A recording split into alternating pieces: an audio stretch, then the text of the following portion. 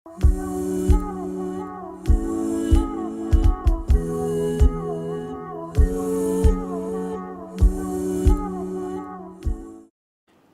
الحق ليظهره على الدين كله فجعله شاهدا ومبشرا ونذيرا وداعيا إلى الله بإذنه وسراجا منيرا وجعل فيه أسوة حسنة لمن كان يرجو الله واليوم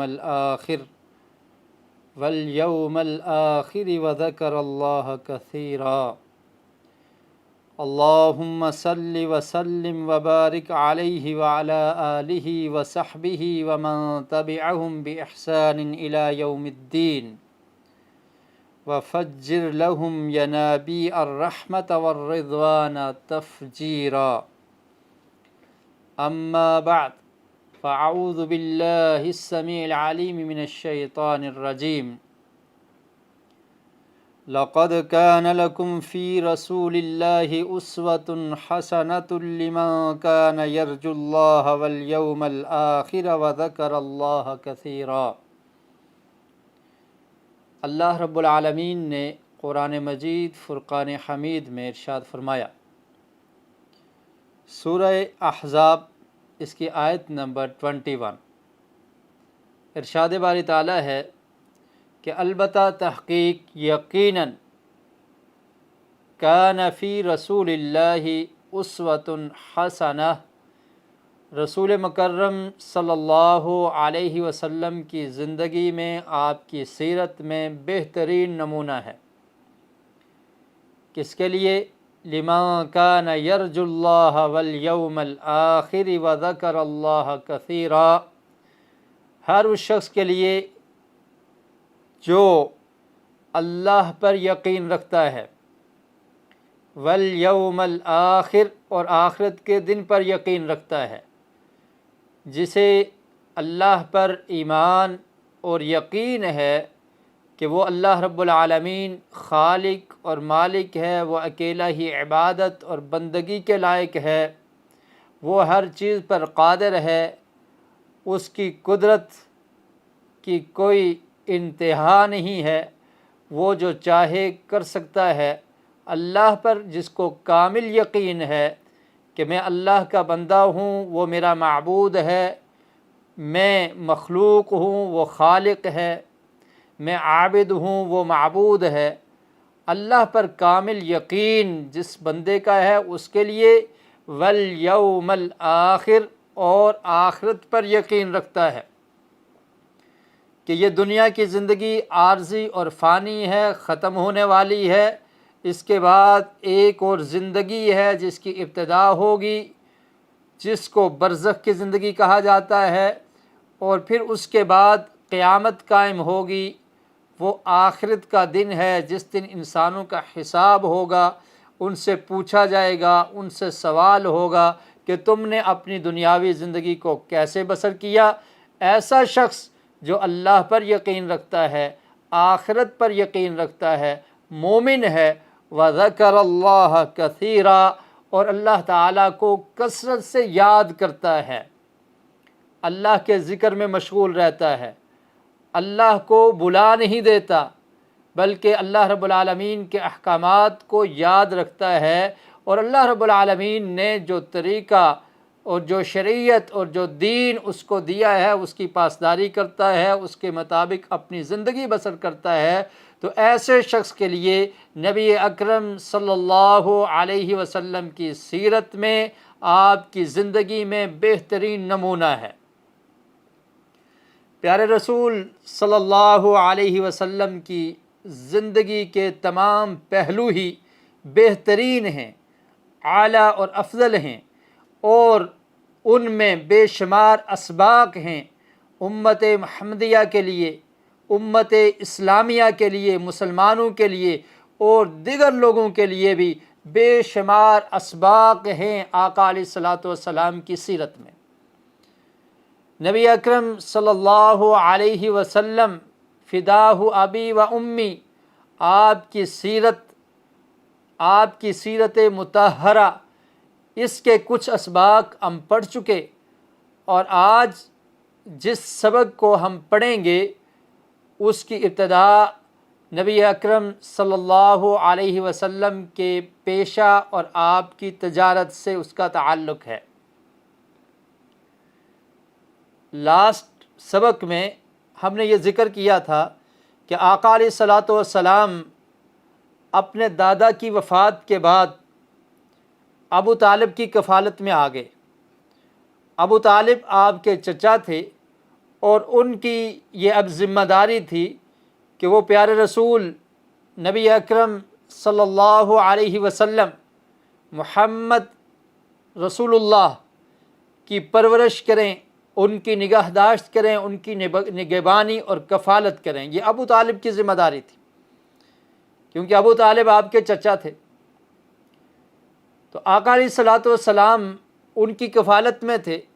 ابو طالب کی فیملی بڑی تھی اور حالات بڑے ہی سخت تھے معاشی اعتبار سے، تو آقا علیہ الصلاۃ والسلام نے ان کی معاونت کے لیے، ان کی مدد کے لیے بکریوں کو چرایا۔ آپ بکریوں کو چرایا کرتے تھے، اپنے چاچا کی ہیلپ ہو جائے، ان کی مدد ہو جائے۔ چنانچہ صحیح روایت میں حضرت ابو ہریرہ رضی اللہ تعالیٰ عنہ سے مروی یہ روایت ہے، صحیح البخاری میں، اس کا نمبر ہے 2262۔ اس میں یہ ذکر ہے کہ پیارے رسول صلی اللہ علیہ وسلم نے بکریوں کو چرایا۔ آپ خود ارشاد فرماتے ہیں، ما بعث اللہ نبیا الا رعى الغنم، کہ اللہ تعالیٰ نے جس نبی کو بھی بھیجا ہے اس نے بکریوں کو چرایا ہے۔ بکریوں کو چرانا، اس میں حکمت کیا تھی، اس میں مقاصد کیا تھے، اس کو ہم پہلے والے سبق میں بیان کر چکے ہیں۔ تو بہرحال آقا علیہ الصلاۃ والسلام کا پیشہ آپ سمجھ لیں کہ آپ نے بکریوں کو چرایا، اور فرمایا کہ اللہ تعالیٰ نے جس نبی کو بھی بھیجا ہے اس نے بکریوں کو چرایا ہے۔ فقال اصحابہ وانت، تو صحابہ کرام نے دریافت کیا، اللہ کے رسول آپ نے بھی بکریوں کو چرایا ہے؟ تو فرمایا نعم کنت ارعاها علی قراریط لاہل مکہ، فرمایا کہ میں اہل مکہ کی بکریوں کو کچھ قراریط کے عوض چرایا کرتا تھا۔ تو اس سے یہ ثابت ہوتا ہے کہ نبی اکرم صلی اللہ علیہ وسلم نے کام کیا، اور وہ کام کیا تھا کہ آپ بکریوں کو چرایا کرتے تھے۔ اور اسی طرح بنو سعد میں جب آقا علیہ الصلاۃ والسلام مقیم تھے حلیمہ سعدیہ کے ہاں، تو اس وقت بھی آپ بکریاں چرایا کرتے تھے۔ اور اس کے بعد پیارے رسول صلی اللہ علیہ وسلم کی عمر جب کچھ بڑی ہوئی، آپ کی عمر 10 برس کے آپ ہو گئے، اور ابن اسحاق اور ابن ہشام نے یہ بیان کیا ہے کہ آپ کی عمر جب 12 برس کی ہوگی تو آقا علیہ الصلاۃ والسلام نے ایک تجارتی سفر بھی کیا اپنے چچا کے ساتھ۔ تو آپ کا پیشہ بکریاں بھی آپ نے چرائی اور آپ نے تجارت بھی کی، اس کا ذکر انشاءاللہ ہم کریں گے۔ لیکن بہرحال جب آپ کی عمر 12 سال کی ہوئی تو پیارے رسول صلی اللہ علیہ وسلم اپنے چچا کے ساتھ تجارتی سفر میں شام کی طرف روانہ ہوئے، اور ابو طالب آپ سے بہت محبت کیا کرتے تھے، آپ کو اپنے سے علیحدہ نہیں ہونے دیتے تھے، آپ کی جدائی کو وہ برداشت نہیں کر سکتے تھے، کیونکہ ان کے والد عبد المطلب نے ان کی یہ ذمہ داری لگائی تھی کہ میرے یتیم پوتے کی تم نے پرورش کرنی ہے اور اس کا خیال کرنا ہے۔ چنانچہ ابو طالب جب سفر تجارت کے لیے شام کی طرف روانہ ہونے لگے تو انہوں نے اپنے بھتیجے میرے اور آپ کے پیارے رسول نبی اکرم صلی اللہ علیہ وسلم کو بھی ساتھ لے لیا۔ آپ کی عمر 12 برس ہے اور آپ تجارت کی غرض سے اپنے چچا ابو طالب کے ساتھ شام کی طرف روانہ ہو گئے۔ یہ روایت جامع ترمذی میں اور اس کے علاوہ دیگر سیرت کی کتابوں میں بھی موجود ہے۔ کچھ محدثین نے اس قصے کو غیر ثابت بھی کہا ہے، لیکن شیخ البانی رحمۃ اللہ علیہ اور دیگر محققین نے، ابن عساکر رحمۃ اللہ علیہ اور دیگر محققین مفسرین نے اس واقعے کو صحیح کہا ہے۔ جامع ترمذی میں جو روایت ہے ہم اس کو پڑھیں گے۔ حضرت ابو موسیٰ اشعری رضی اللہ تعالیٰ عنہ بیان کرتے ہیں، خرج ابو طالب الی الشام وخرج معه النبی صلی اللہ علیہ وسلم فی اشیاخ من قریش۔ ابو موسیٰ اشعری فرماتے ہیں کہ ابو طالب نے شام کی طرف سفر کا ارادہ کیا تو آپ کے ساتھ نبی اکرم صلی اللہ علیہ وسلم بھی روانہ ہوئے، اور قریش کے اور لوگ بھی تھے اس قافلے میں، یہ تجارتی قافلہ تھا۔ اور آپ جانتے ہیں کہ مکہ کے لوگ وہ تاجر تھے، تجارت کیا کرتے تھے۔ اللہ رب العالمین نے قرآن مجید میں بھی ان کی تجارت کا ذکر کیا۔ سورہ قریش فرمایا لإیلاف قریش ایلافہم رحلۃ الشتاء والصیف فلیعبدوا رب ھذا البیت۔ اللہ رب العالمین نے ارشاد فرمایا کہ قریش، اللہ کی نعمت کو یاد کرو، لإیلاف قریش، کہ ہم نے قریش کے لیے پسندیدہ مشغلہ بنا دیا، ان کے دلوں میں محبت پیدا کر دی سفر کی۔ لإیلاف قریش ایلافہم رحلۃ الشتاء والصیف، کہ وہ تجارتی سفر کرتے ہیں گرمیوں میں بھی اور سردیوں میں بھی۔ تو یہ یمن کی طرف اور شام کی طرف مکہ سے تجارتی قافلے جایا کرتے تھے۔ تو ابو طالب بھی تجارت کی غرض سے ایک قافلے میں گئے اور ساتھ اپنے بھتیجے پیارے رسول نبی اکرم صلی اللہ علیہ وسلم کو بھی ساتھ لے لیا۔ اور اس میں دیکھیے کہ اللہ کے رسول صلی اللہ علیہ وسلم جب شام کی طرف گئے تو اس میں بے شمار حکمتیں تھیں کہ نبوت کے بعد آقا علیہ الصلوۃ والسلام نے ہجرت کر کے مدینہ آنا تھا، تو اب شام کی طرف جاتے ہوئے اس بستی کو بھی دیکھ لیا، اور پھر جن علاقوں کو اللہ کے رسول نے مستقبل میں فتح کیا، جہاں پر مسلمانوں کی حکومت ہوئی، شام، تو ان علاقوں کو بھی دیکھ لیا۔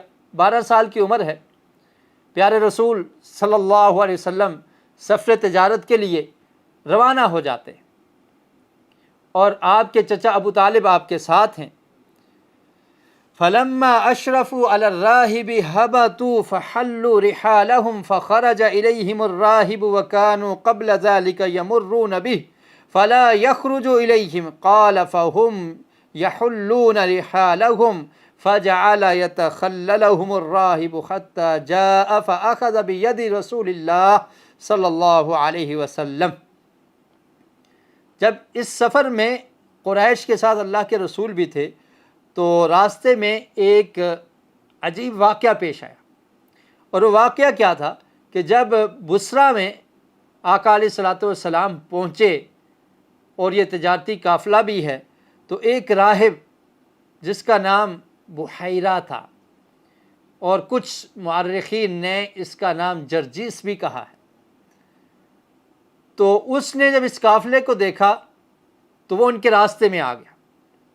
راستے میں آ کر کہنے لگا کہ تم لوگ یہاں پر ٹھہر جاؤ، اور قریش کے لوگ وہاں پر ٹھہرے تو وہ راہب قافلے والوں کے درمیان میں آ کر نبی اکرم صلی اللہ علیہ وسلم کو تلاش کرتے کرتے وہاں پر پہنچ گیا، اور پھر اللہ کے رسول صلی اللہ علیہ وسلم کے ہاتھ مبارک کو پکڑ لیا اور کہنے لگا ھذا سید العالمین، ھذا رسول رب العالمین، یبعثہ اللہ رحمۃ للعالمین۔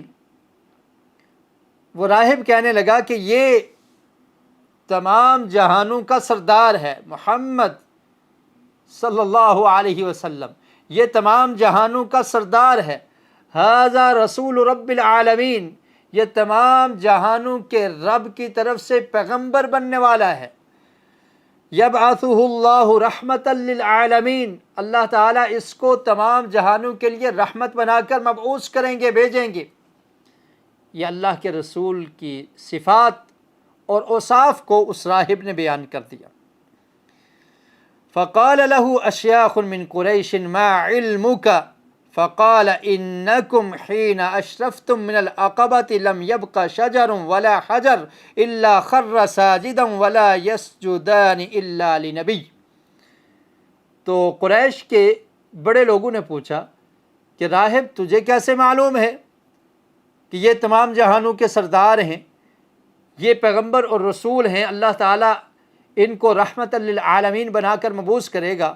تو اس راہب نے کہا کہ میں نے یہ دیکھا ہے کہ جب تم لوگ آ رہے تھے تو جس درخت کے پاس سے گزر ہوتا یا پتھر کے پاس سے گزر ہوتا محمد الرسول اللہ صلی اللہ علیہ وسلم کا تو وہ سجدہ کرتا۔ اور میں عیسائی عالم ہوں، نصرانی عالم ہوں، اور میں یہ علم رکھتا ہوں، میں جانتا ہوں کہ یہ حجر اور شجر سوائے نبی کے کسی اور کو سجدہ نہیں کرتے۔ وَإِنِّي أَعْرِفُهُ بِخَاتِمِ النُّبُوَّةِ، اور پھر وہ کہنے لگا کہ میں جانتا اور پہچانتا ہوں ان کے کندھوں کے درمیان خاتم النبوہ، نبوت کی مہر موجود ہے، اور میں یہ جانتا ہوں کہ یہ آخری رسول اور آخری پیغمبر ہیں۔ اور پھر اس نے ایسے کہا کہ میں آپ تمام کے لیے کھانے کا بندوبست کرتا ہوں۔ اس سے پہلے بھی قریش کے قافلے کا یہاں سے گزر ہوتا، کبھی اس نے کھانے کا نہیں پوچھا تھا اور کبھی اس طرح سے قافلے کو رکنے کا نہیں کہا، لیکن اس دفعہ ایسا ہوا اور پھر کہنے لگا کہ میں کھانے کا بندوبست بھی کرتا ہوں اور تم سب لوگوں نے کھانے میں شریک ہونا ہے۔ چنانچہ کھانے کا بندوبست کیا اور سب شریک ہوئے۔ اللہ کے رسول وکانہ ہوا فی رعیت الابل، وہ اونٹوں کے پاس تھے، تو اس نے کہا قال ارسلوا الیہ فاقبل وعلیہ غمامۃ تظلہ، کہا کہ محمد صلی اللہ علیہ وسلم کو بھی بلایا جائے۔ جب وہ آئے اور اس نے یہ منظر دیکھا کہ آپ پر بدلی نے سایہ کیا ہوا ہے، اور پھر جب اس کی مجلس کے قریب آئے تو دیکھا کہ درخت بھی آقا علیہ الصلوۃ والسلام پر سایہ کر رہے ہیں، مائل ہو گئے۔ پھر اس نے کہا فقال انشدکم اللہ ایاکم ایکم ولیہ، انشدکم اللہ، میں تمہیں اللہ کی قسم دیتا ہوں تم میں سے اس بچے کا سرپرست کون ہے؟ آپ کی عمر 12 برس کی ہے، کہا سرپرست کون ہے؟ قالوا ابو طالب، تو انہوں نے کہا کہ ابو طالب اس کے سرپرست ہیں۔ فلم یزل یناشدہ حتی ردہ ابو طالب، تو وہ قسم کھا کر کہتا رہا، راہب نے کہا کہ ان کو واپس بھیج دو، مجھے یہ خطرہ ہے کہ جس طرف تم جا رہے ہو وہاں پر یہودی ہیں اور وہ یہودی محمد صلی اللہ علیہ وسلم کو کوئی نقصان نہ پہنچا دیں، لہٰذا تم واپس بھیج دو۔ چنانچہ ابو طالب نے آقا علیہ الصلوۃ والسلام کو واپس مکہ کی طرف روانہ کر دیا۔ اس روایت کے آخر میں یہ الفاظ ہیں وبعث معه ابو بکر رضی اللہ عنہ بلالا، کہ ابو طالب نے اللہ کے رسول کے ساتھ ابو بکر رضی اللہ تعالی عنہ کو بھیجا اور بلال رضی اللہ تعالیٰ عنہ کو بھیجا، لیکن یہ الفاظ مدرج ہیں، یہ ثابت نہیں ہیں، جیسا کہ حافظ ابن قیم رحمۃ اللہ علیہ نے بھی اپنی کتاب میں اس کی وضاحت کی ہے۔ تو بہرحال یہ قصہ تو بحیرہ راہب اتنا یہ ثابت ہے، اور اللہ کے رسول صلی اللہ علیہ وسلم اس تجارتی سفر میں گئے اور پھر وہاں سے اس راہب کے کہنے پر واپس ان کو لٹا دیا گیا۔ تو اس سے ہمیں بہت ساری چیزیں سمجھ آتی ہیں، اور ایک اہم چیز جو ہمیں سمجھ آ رہی ہے وہ یہ ہے کہ اللہ کے رسول صلی اللہ علیہ وسلم نے تجارت بھی کی، آپ نے بکریوں کو چرایا اور پھر آپ تاجر بھی تھے۔ پیارے رسول صلی اللہ علیہ وسلم کی زندگی ہمارے لیے بہترین نمونہ ہے۔ بحیثیت تاجر، بحیثیت معلم اور بحیثیت والد، بحیثیت شوہر، بحیثیت لیڈر، ہر حیثیت سے آپ اعلیٰ اور عرفہ ہیں، اور آپ کی زندگی دنیا کے لوگوں کے لیے بہترین نمونہ ہے۔ تو آپ نے تجارت کی، تو اگر کوئی شخص تجارت کرتا ہے تو اس میں کوئی حرج والی بات نہیں ہے۔ آپ نے بکریوں کو چرایا، تو اگر آج کوئی انسان بکریوں کو چراتا ہے تو اس میں کوئی حرج نہیں ہے، اور اس سے یہ بھی پتہ چلتا ہے کہ اپنے ہاتھ سے کام کرنا چاہیے، کہ دونوں دوسرے لوگوں کی طرف انسان دیکھتا رہے کہ وہ کمائیں گے اور ہم کھائیں گے، کوئی دے دے مجھے اور میرا گزارا چلتا رہے، بلکہ خود سے کام کرنے کی کوشش کرنی چاہیے۔ دوسروں پر ہمیشہ امید رکھنا اور دوسروں کے ہاتھوں کی طرف دیکھتے رہنا، ان کی جیبوں کو تکتے رہنا اور ان کے سامنے اپنے ہاتھوں کو پھیلا دینا، یہ کوئی اچھی بات نہیں ہے۔ بلکہ انسان کو اللہ نے قوت دی ہے، جسم اور طاقت دیا ہے، تو اس کو یوز کرنا چاہیے اور کام کرنا چاہیے۔ تجارت ہو، کوئی اور کام ہو، اس کو اختیار کر لیا جائے، اس میں کوئی حرج والی بات نہیں ہے۔ اور نہ ہی دین ہمیں اس چیز سے روکتا ہے کہ صرف آپ دین کا کام کریں، تجارت اور بزنس نہ کریں۔ بعض لوگ یہ سمجھتے ہیں نبی اکرم صلی اللہ علیہ وسلم بہترین تاجر تھے۔ ایک روایت سنن ابن ماجہ میں ہے، صاحب بیان کرتے ہیں نبی اکرم صلی اللہ علیہ وسلم کے متعلق، آپ نے تجارتی سفر، اس کے علاوہ بھی آپ نے تجارتی سفر کیا، اور وہ مشہور واقعہ ہے کہ آپ نے حضرت خدیجہ رضی اللہ تعالی عنہا کا سامان لے کر گئے تجارت کے لیے، اور ان کا غلام میسرہ بھی آپ کے ساتھ تھا۔ اس کا ذکر ہم انشاءاللہ آنے والے دروس میں کریں گے۔ تو برحال بتانے کا مقصد یہ ہے کہ آقا علیہ الصلوۃ والسلام بہترین تاجر تھے، اور اسی لیے آپ کی زندگی ہر انسان کے لیے نمونہ ہے کہ اگر انسان نے تجارت کرنی ہے تو کیسے کرے۔ اور پھر اللہ کے رسول نے تجارت کے اصول بھی بیان کیے ہیں کہ کسی کو دھوکہ نہیں دینا، جھوٹ نہیں بولنا، اگر خرید و فروخت کر رہے ہو تو اس میں اپنے چیز کی جو خامیاں ہیں ان کو بیان کر دینا ہے، ان کو چھپانا نہیں ہے۔ اور پھر فرمایا من غشنا فلیس منا، جس نے ملاوٹ کی، جس نے دھوکہ دیا، وہ ہم میں سے نہیں ہے۔ اور آپ کو یاد ہوگا کہ اللہ کے رسول صلی اللہ علیہ وسلم ایک تاجر کے پاس سے گزرے اور اس نے اپنا سامان رکھا ہوا تھا، اوپر اچھا اچھا مال تھا اور نیچے بوسیدہ مال تھا، تو پیارے رسول صلی اللہ علیہ وسلم نے جب اس میں ہاتھ ڈالا تو نیچے ردی مال اور اوپر اچھا مال تھا، تو آپ نے فرمایا کہ یہ کیا ہے؟ کہا بارش کی وجہ سے یہ گیلا ہو گیا ہے۔ تو فرمایا کہ تم نے اس کو واضح کیوں نہیں کیا؟ من غش فلیس منا، جس نے ملاوٹ کی، دھوکہ دیا، وہ ہم میں سے نہیں ہے۔ اور پھر اسی طرح تجارت کے بہت سارے اصول اللہ کے رسول نے بیان کیے ہیں، محدثین نے اپنی کتابوں میں ان کو جگہ دی، کتاب البیوع کے نام سے بہت ساری احادیث نقل کی ہیں۔ تو تجارت کرنا، اسلامی تجارت کو سمجھنا یہ ضروری ہے۔ اور اسی طرح اللہ کے رسول صلی اللہ علیہ وسلم نے جو مسلمان امانت دار تاجر ہے اس کی تعریف بھی کی ہے۔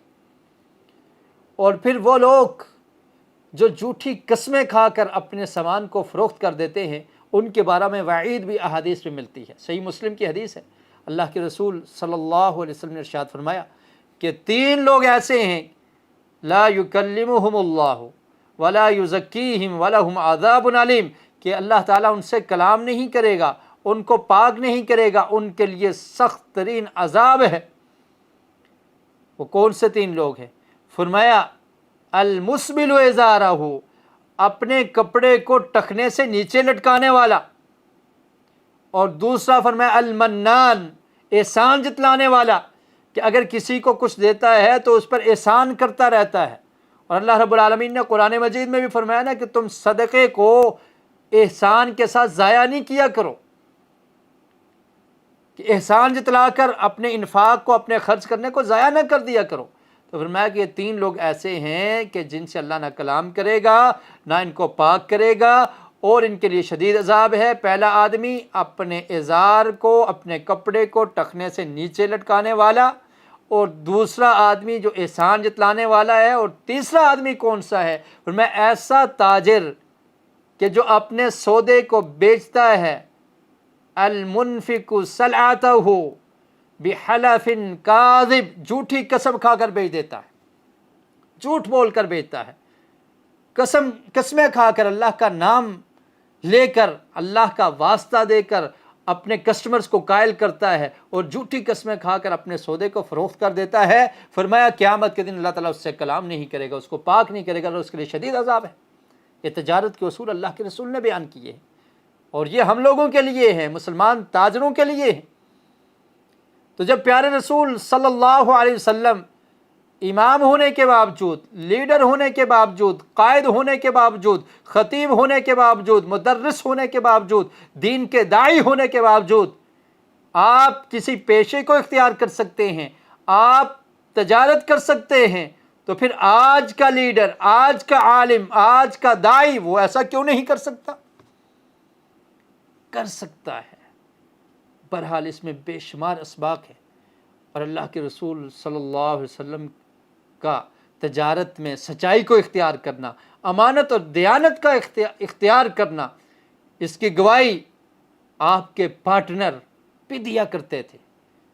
تجارت میں جو دوسرا بندہ شریک ہوتا ہے، شراکت میں جب تجارت کی جاتی ہے، اس میں اونچ نیچ ہو جاتی ہے، لیکن اللہ کے رسول صلی اللہ علیہ وسلم کا اخلاق کتنا اعلیٰ تھا۔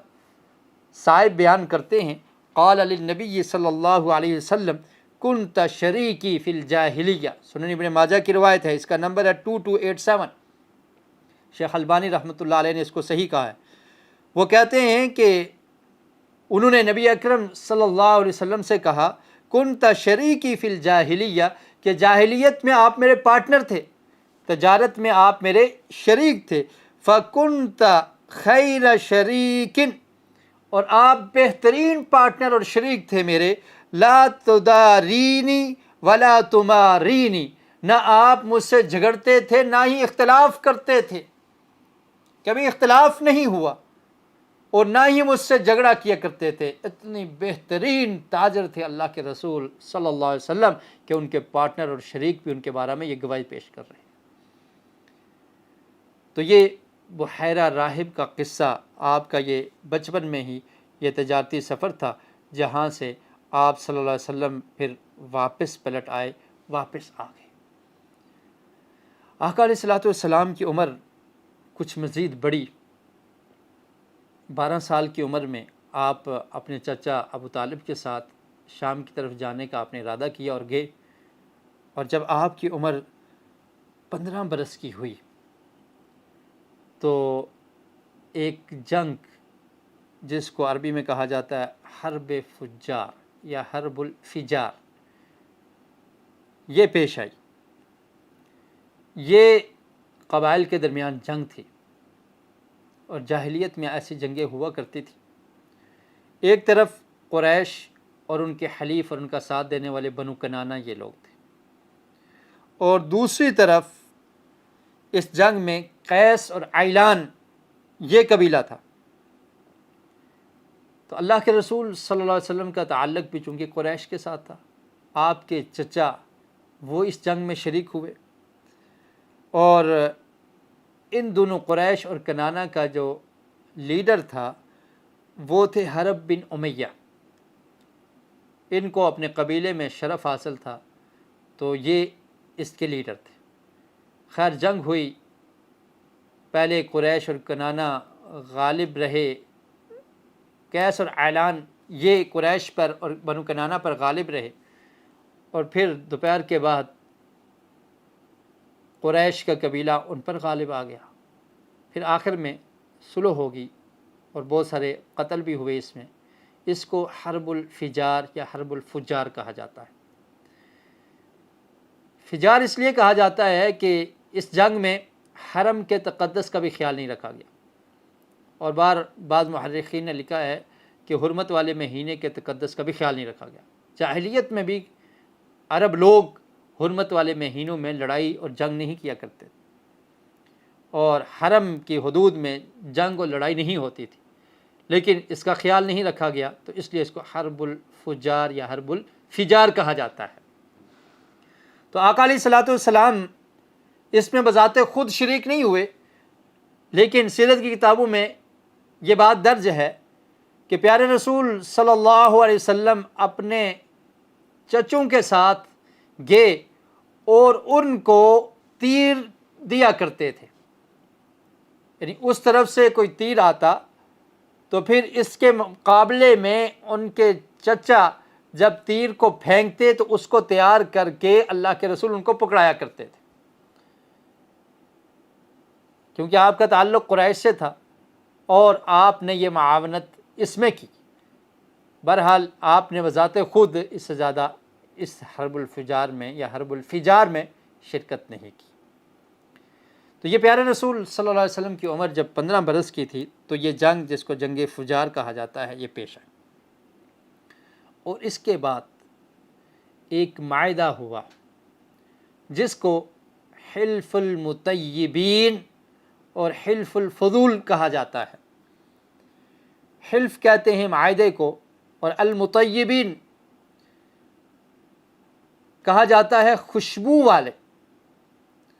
تو اس معاہدے میں جب یہ معاہدہ طے پا گیا تو خوشبو کے اندر ہاتھوں کو ڈبو کر تو کعبہ کے ارکان، ان کے ستونوں کے ساتھ خوشبو لگائی گئی تھی۔ تو خیر یہ حلف المطیبین یہ تو پیارے رسول صلی اللہ علیہ وسلم سے پہلے ہوئی، لیکن جن روایات میں حلف المطیبین کا ذکر ہے اس سے مراد حلف الفضول ہے۔ نبی اکرم صلی اللہ علیہ وسلم کی عمر اس وقت 20 برس کی تھی جب حلف الفضول کا واقعہ یہ پیش آیا۔ حلف الفضول یہ حرمت والے مہینے ذی القعدہ میں یہ معاہدہ طے پایا، اور اس میں چند قبائل شامل تھے۔ قریش یعنی بنو ہاشم، بنو مطلب، بنو اسد بن عبد العزیٰ، بنو زہرہ بن کلاب اور بنو تیم بن مرہ نے اس کا اہتمام کیا، اس معاہدے کا، جس کا نام کیا ہے؟ حلف الفضول۔ حلف الفضول کا مطلب آپ کو بتایا جائے گا۔ تو اس معاہدے میں اللہ کے رسول صلی اللہ علیہ وسلم نے بھی شرکت کی، اور یہ قبائل اس میں موجود تھے: بنو ہاشم، بنو مطلب، بنو اسد بن عبد العزیٰ، بنو زہرہ بن کلاب، بنو تیم بن مرہ، تو یہ لوگ اس میں موجود تھے۔ عبداللہ بن جدعان تیمی کے مکان پر جمع ہوئے سب لوگ، اور پھر یہ معاہدہ وہاں پر طے پایا۔ اس معاہدے کا سبب کیا تھا؟ اس کا سبب یہ تھا کہ مکہ کے باہر سے ایک آدمی آیا یمن سے، اس کا تعلق زبید قبیلے سے تھا، زبیدی تھا وہ مکہ میں آیا تجارت کی غرض سے، اپنے سامان کو فروخت کرنے کے لیے۔ تو عاص بن وائل نے اس کے سامان کو لے لیا، اس سے سامان لے لیا اور اس کی پیمنٹ اس کو ادا نہیں کی۔ اب عاص بن وائل یہ معزز شخص ہے، اثر و رسوخ والا آدمی ہے، اور وہ زبیدی آدمی مکہ کا رہنے والا بھی نہیں ہے، باہر سے آیا ہوا ہے، مسافر ہے، غریب اور اجنبی ہے۔ تو اس نے اس کا سامان لے لیا اور اس پہ قبضہ کر لیا، اور اب وہ اس کو نہ سامان واپس کر رہا ہے نہ اس کی قیمت ادا کر رہا ہے۔ وہ مظلوم قبائل کے پاس گیا اور ان سے ریکویسٹ کی اور کہا کہ اس طرح سے عاص بن وائل نے مجھ پر ظلم کیا ہے، میرے سامان کو ہتھیا لیا ہے، آپ لوگ میری مدد کرو۔ لیکن چونکہ وہ اثر و رسوخ والا آدمی تھا، بڑا آدمی تھا، تو لوگوں نے مدد سے انکار کر دیا۔ اب جب مدد سے انکار ہوا تو اس نے جبل ابو قبیس، ایک پہاڑ ہے وہاں پر وہ چلا گیا، کھڑا ہوا، اور کھڑے ہو کر اس نے اشعار پڑھے، اور ان اشعار میں اس نے یہ باور کروایا کہ تم لوگ حرم میں رہنے والے ہو، تم لوگ بیت اللہ کے پڑوس میں رہنے والے ہو، اور تم نے اس پڑوس کا بھی خیال نہیں رکھا، تم ظالم آدمی کا ساتھ دیتے ہو اور مظلوم کا ساتھ نہیں دیتے، اس نے مجھ پر ظلم کیا ہے، میں پردیسی ہوں، مجھے کوئی جاننے والا نہیں ہے، اور تم لوگ میرا ساتھ دینے سے انکار کر رہے ہو۔ جب اس نے یہ اشعار پڑھے تو جب لوگوں نے ان اشعار کو سنا تو ان کے رونگٹے کھڑے ہو گئے کہ یہ کیا ماجرا ہے۔ زبیر بن عبد المطلب انہوں نے اس کام کو نبھانے کے لیے لوگوں سے اور قبائل سے رابطہ کیا اور کہا کہ یہ تو بڑی عار اور عیب والی بات ہے کہ کوئی مسافر ہمارے پاس آئے، ہم اس کے مال کو لوٹ لیں اور اس کو کوئی پوچھنے والا نہ ہو، جو لوٹنے والا ہے، جو ظالم ہے۔ تو پھر یہ کوشش کی گئی اور تمام مکہ کے بڑے قبائل کو جمع کیا، جن قبائل کا نام میں ذکر کر چکا، بنو عبد المطلب، بنو ہاشم، بنو اسد بن عبد العزیٰ اور دیگر قبائل، ان کو جمع کیا۔ عبداللہ بن جدعان تیمی کے گھر یہ جمع ہوئے اور پھر یہ معاہدہ طے پایا کہ جو بھی مکہ میں آئے گا اگر اس پہ کوئی ظلم کرتا ہے تو ہم اس مظلوم کا ساتھ دیں گے، ظالم کا ساتھ نہیں دیں گے، اور ہم اس وقت سے چین سے نہیں بیٹھیں گے جب تک ہم اس مظلوم کی مدد نہیں کر لیتے، اور ظالم سے اس کا غصب کیا ہوا مال چھین کر اس کو دے نہیں دیتے، اس کا حق پورا نہیں کرتے، اس وقت تک ہم چین سے نہیں بیٹھیں گے۔ اور سب نے یہ معاہدہ کیا۔ اس معاہدے کو حلف الفضول کہا جاتا ہے، فضل والا معاہدہ۔ فضل نامی اشخاص اس میں شامل تھے، اور پھر یہ ایک فضیلت والا واقعہ تھا اور فضیلت والا معاہدہ تھا کہ جس میں مظلوم کی داد رسی اور ظالم کے خلاف ایکشن کرنے کا معاہدہ کیا گیا اور مظلوم کی مدد اور تعاون کا معاہدہ ہوا۔ تو یہ بڑے فضل والا معاہدہ تھا۔ نبی اکرم صلی اللہ علیہ وسلم بھی اس میں شریک تھے اور آپ بڑے خوش ہوئے اس معاہدے پر۔ آقا علیہ الصلوۃ والسلام کا فرمان ہے، یہ روایت سنن الکبریٰ البیہقی میں ہے، آپ فرماتے ہیں لقد شہدت فی دار عبداللہ بن جدعان حلفا، فرماتے ہیں کہ میں عبداللہ بن جدعان کے گھر اس معاہدے میں شریک ہوا، ما احب ان لی به حمر النعم ولو ادعا به فی الاسلام لاجبت، فرماتے ہیں کہ میں اس معاہدے میں شریک ہوا جو عبداللہ بن جدعان کے گھر ہوا، جس کو حلف الفضول کہا جاتا ہے، اور مجھے یہ بڑا ہی پسند ہے، اور اگر اس کے مقابلے میں مجھے سرخ اونٹ بھی دے دیے جاتے تب بھی میں اس معاہدے میں شریک ہوتا، ان اونٹوں کو ریجیکٹ کر دیتا، کیونکہ یہ فضل والا معاہدہ ہے، یہاں پر مظلوم کی مدد ہو رہی ہے۔ اور پھر اللہ کے رسول نے فرمایا کہ اگر اسلام میں مجھے نبی بننے کے بعد، جب میں اسلام کا داعی ہوں، اسلام کی دعوت دینے والا ہوں، اللہ کا رسول اور پیغمبر ہوں، اگر اس وقت بھی مجھے بلایا جائے تو تب بھی میں اس معاہدے میں جاؤں گا۔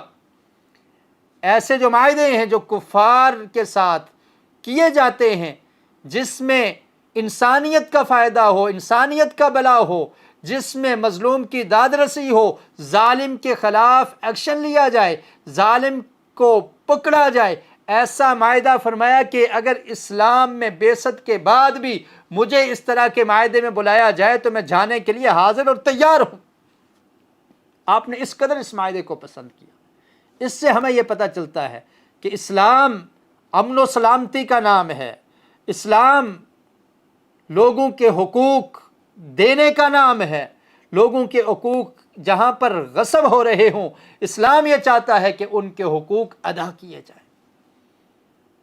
اور اسلام مظلوم کی داد رسی کا نام ہے۔ اللہ کے رسول نے فرمایا کہ مجھے پسند ہے، اور اس میں ہمارے لیے یہ سبق بھی ہے کہ اگر غیر مسلم لوگ کوئی ایسا بھلائی کا کام کرتے ہیں، کوئی ایسا اچھا کام کرتے ہیں جس میں معاشرے کے لیے، معاشرے کی کامیابی اس میں مضمر ہے، جس میں لوگوں کا بھلا ہے، انسانیت کا بھلا ہے، تو اس میں مسلمان جماعتیں، مسلمان لیڈر بھی اس میں شریک ہو کر معاشرے کے امن کو برقرار رکھنے کے لیے اس میں شرکت کر سکتے ہیں اور شریک ہونا چاہیے۔ اور اللہ کے رسول نے فرمایا کہ اسلام کے بعد بھی اگر کوئی ایسا معاہدہ ہو، مشرک کر رہے ہوں، غیر مسلم لوگ کر رہے ہوں، تو میں اس میں شریک ہوں گا۔ اس قدر آپ نے اس معاہدے کو پسند کیا۔ اور اس سے بھی یہ پتہ چلتا ہے کہ اسلام ظلم نہیں کرتا اور ظلم کو پسند نہیں کرتا۔ نبی اکرم صلی اللہ علیہ وسلم نے بھی ظلم کو پسند نہیں کیا اور آپ نے مظلوم کا ساتھ دیا۔ اس کے بارے میں آقا علیہ الصلوۃ والسلام کا ایک فرمان بھی سن لیجیے۔ پیارے رسول صلی اللہ علیہ وسلم نے ارشاد فرمایا، صحیح البخاری کی یہ حدیث ہے، حدیث کا نمبر ہے 6952۔ حضرت انس بن مالک اس حدیث کے راوی ہیں۔ اللہ کے رسول نے فرمایا، انصر اخاک ظالما او مظلوما۔ اللہ کی سیرت کے یہ، اللہ کے رسول صلی اللہ علیہ وسلم کی سیرت کے یہ اسباق ہیں۔ صرف ان سٹوریز کو پڑھ لینا یہی کافی نہیں، بلکہ ان سے ہم نے سیکھنا ہے کہ اس میں ہمارے لیے، میرے لیے، آپ کے لیے کیا اسباق ہیں۔ فرمایا، انصر اخاک ظالما او مظلوما، کہ اپنے بھائی کی مدد کیا کرو، ظالم ہو یا مظلوم ہو۔ ظالم کی بھی مدد کرو اور مظلوم کی بھی مدد کرو، اور مسلمان ایک دوسرے کے بھائی ہیں۔ فرمایا ظالم اور مظلوم دونوں کی مدد کیا کرو۔ فقال رجل یا رسول اللہ انصرہ اذا کان مظلوما۔ فرمایا اللہ کے رسول، جب مظلوم ہے تو میں اس کی مدد کروں گا، یہ بات تو سمجھ آتی ہے۔ افرأیت اذا کان ظالما، اور اگر وہ ظالم ہے تو اس کی مدد کیسے کی جائے؟ اس کی مدد کیسے کر سکتے ہیں؟ ظالم کی کیا مدد کرنی ہے؟ کیف انصرہ، اس کی مدد میں کیسے کروں؟ قال تحجرہ تحجزہ او تمنعہ من الظلم فإن ذلک نصرہ۔ فرمایا اس کو ظلم سے روک دو، اس کو ظلم سے منع کر دو، اور یہی اس کی مدد ہے۔ ظالم کی مدد کیسے کرنی ہے؟ کہ اس کو ظلم سے روکنا ہے۔ ظالم کو ظلم سے روکنا یہ اس کی مدد ہے۔ اور اسلام ہمیں یہی درس دیتا ہے۔ ہر اچھائی کے کام میں تعاون کیا جائے گا۔ وَتَعَاوَنُوا عَلَى الْبِرِّ وَالتَّقْوَى وَلَا تَعَاوَنُوا عَلَى الْإِثْمِ وَالْعُدْوَانِ۔ نیکی اور تقوی کے کام پر تعاون کیا کرو، برائی اور گناہ کے کام پر تعاون اور معاونت اور مدد نہ کیا کرو۔ وَلْتَكُن مِّنكُمْ أُمَّةٌ يَدْعُونَ إِلَى الْخَيْرِ وَيَأْمُرُونَ بِالْمَعْرُوفِ وَيَنْهَوْنَ عَنِ الْمُنكَرِ۔ یہ پوری امت کی ذمہ داری ہے، لیکن پھر بھی فرمایا کہ تم میں سے ایک خاص ایسی جماعت ہونی چاہیے جو لوگوں کو بھلائی کی طرف بلائے، ان کو نیکی کا حکم دے اور برائی سے روکے۔ اور کسی پر ظلم کرنا یہ بہت بڑی برائی ہے۔ تو اسلام اس چیز کا درس دیتا ہے کہ ظلم کا خاتمہ ہو، مظلوم کا ساتھ دیا جائے، ظالم آدمی کو ظلم سے روکنا، یہ اسلامی درس ہے۔ یہ اللہ کے رسول صلی اللہ علیہ وسلم کی سیرت اور آپ کے فرامین ہمیں یہ تعلیم دیتے ہیں، ہماری نشاندہی کرتے ہیں، ہمیں گائیڈ کرتے ہیں۔ اور پھر آج معاشرے میں آپ دیکھ لیجئے کس طرح سے ظالم دندناتے پھرتے ہیں، کوئی پوچھنے والا نہیں۔ جس کا اثر و رسوخ ہے وہ جو چاہے کرتا پھرے، جس طرح سے چاہے ظلم کرے۔ چھوٹوں پر ظلم، جو بے یار و مددگار ہیں ان پر ظلم، جو بڑے مالدار لوگ ہیں وہ اپنے سے کم تر لوگوں پر ظلم کرتے ہیں۔ جو کسی کمپنی کا باس ہے وہ اپنے ملازمین پر ظلم کرتا ہے۔ جس کو اللہ نے کوئی عہدہ اور سٹیٹس دے دیا ہے وہ سمجھتا ہے کہ میں ہی سب کچھ ہوں، اس کو کسی کا کچھ خیال نہیں ہے۔ کوئی پریشانی ہے اس کا خیال نہیں، کوئی پریشان ہے اس کا خیال نہیں، کسی کے حقوق مارے جا رہے ہیں کوئی خیال نہیں۔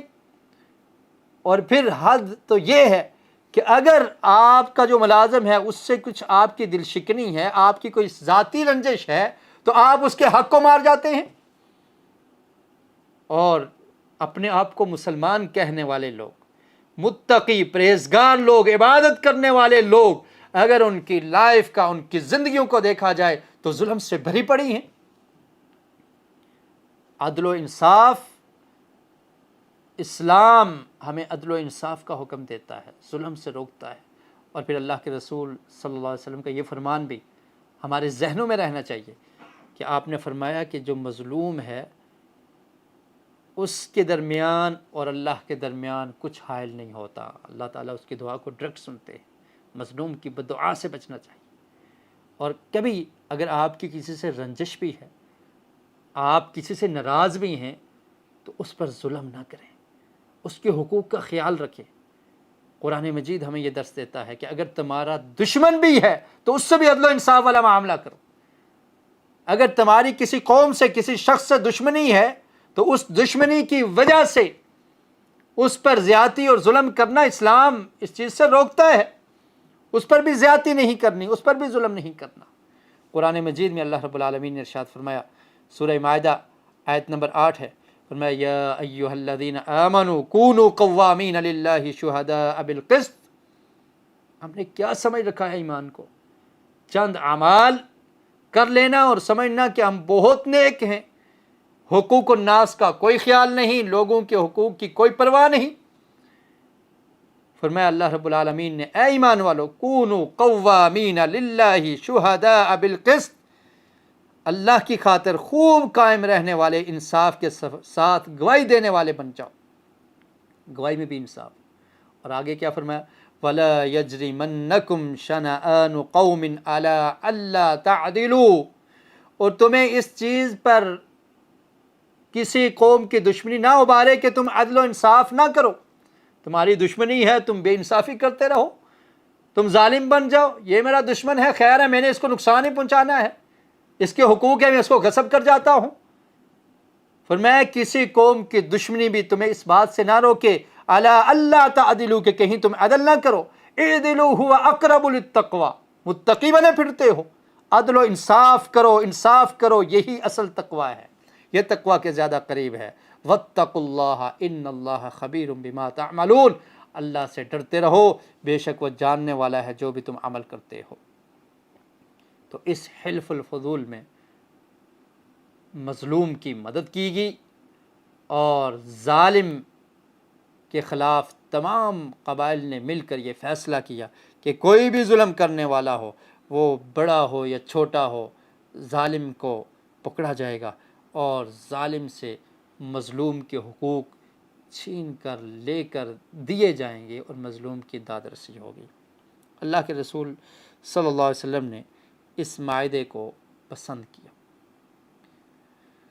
اور پھر زبیر بن مطلب نے یہ اشعار پڑھے اس معاہدے کے بارے میں، کہا ان الفضول تعاقدوا وتحالفوا، کہ بے شک فضول یعنی حلف الفضول جو معاہدہ طے پایا ہے، تعاقدوا وتحالفوا، اس میں یہ عقد کر لیا ہے، سب نے مل کر، تعاقدوا سب نے مل کر یہ عقد کیا ہے، یہ کنٹریکٹ کیا ہے، یہ معاہدہ کیا ہے، وتحالفوا، اور اس پر قسمیں کھائی ہیں، اللہ یقیم ببطن مکہ ظالم، کہ اب مکہ میں، وادی مکہ میں کوئی ظالم نہیں رہے گا، ظالم کا ٹھکانہ یہاں پر نہیں ہے۔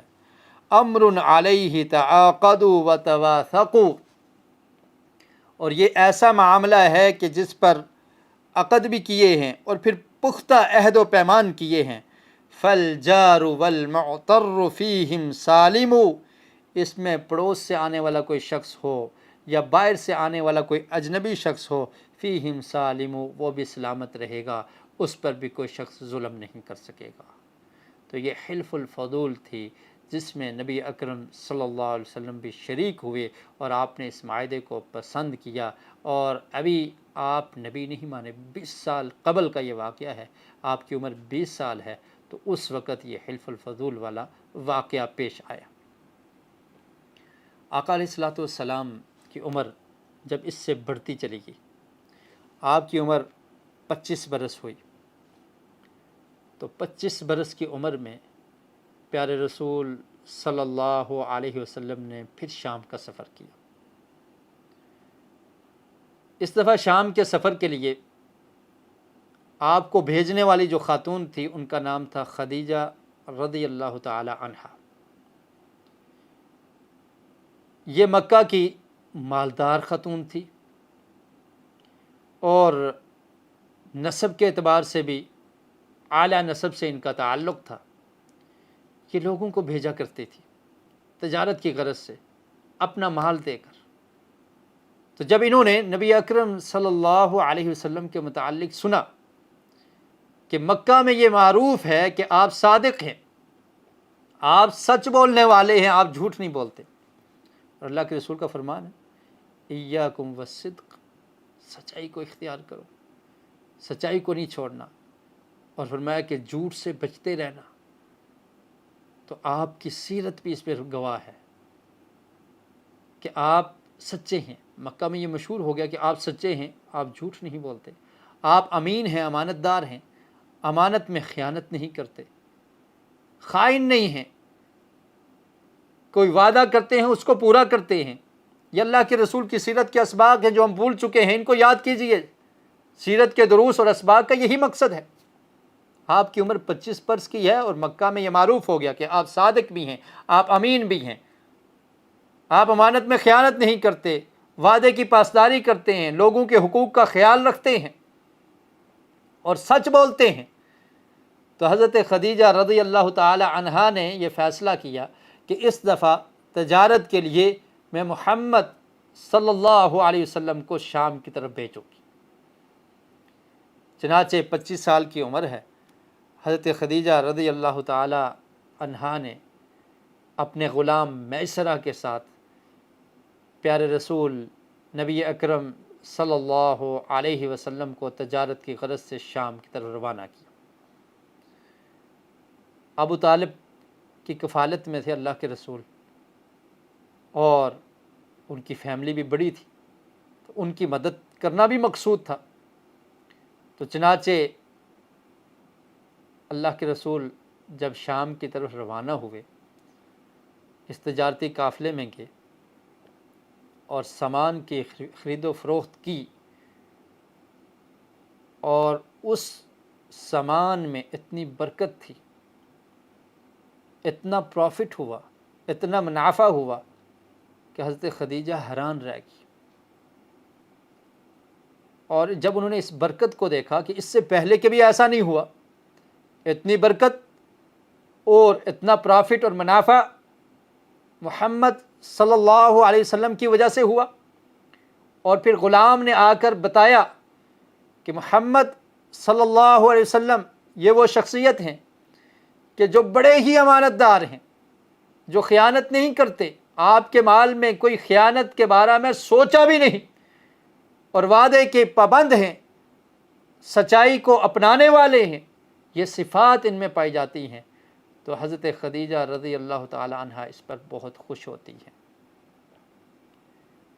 और यही औसाफ थे जिनकी वजह से खदीजा तुल कुबरा रज़ी अल्लाह ताला अन्हा ने आपसे निकाह का इरादा कर लिया। आपका निकाह हज़रत खदीजा रज़ी अल्लाह ताला अन्हा से हुआ। आपकी उम्र 25 बरस है और हज़रत खदीजा रज़ी अल्लाह ताला अन्हा की उम्र 40 बरस। और बाज़ मुअर्रिख़ीन ने, इब्न इसहाक़ रहमतुल्लाह अलैह ने 28 बरस भी कहा है। तो बहरहाल ज़िवाजु खदीजा मिन मुहम्मद सल्लल्लाहु अलैहि वसल्लम, आका अलैहिस्सलातु वस्सलाम से हज़रत खदीजा की शादी, इसका ज़िक्र हम अपने आने वाले सबक में करेंगे। आज के लिए हम इसी पर इक्तफ़ा करते हैं। अल्लाह रब्बुल आलमीन से दुआ करते हैं कि ए इलाहुल आलमीन, हमें रहमतल लिल आलमीन की सीरत को समझने की, इसको पढ़ने की और इसको अपनाने की तौफ़ीक नसीब फरमा दे। जैसे अल्लाह ताला ने फरमाया कि अल्लाह के रसूल की ज़िंदगी हमारे लिए बेहतरीन नमूना है, हमें इसको नमूना समझने की और नमूना बनाकर इसको इसके मुताबिक ज़िंदगियाँ बसर करने की तौफ़ीक नसीब फरमा दे। अल्लाह के रसूल की सच्ची मोहब्बत हमें नसीब फरमा दे। अल्लाह के रसूल की इत्तिबा और इताअत करने की तौफ़ीक नसीब फरमा दे कि जब भी हम कोई भी अमल करें अल्लाह के रसूल की इताअत और आपकी इत्तिबा में हो। सुब्हानक अल्लाहुम्मा व बिहम्दिका अशहदु अल्ला इलाहा इल्ला अंता अस्तगफिरुका व अतूबु इलैक।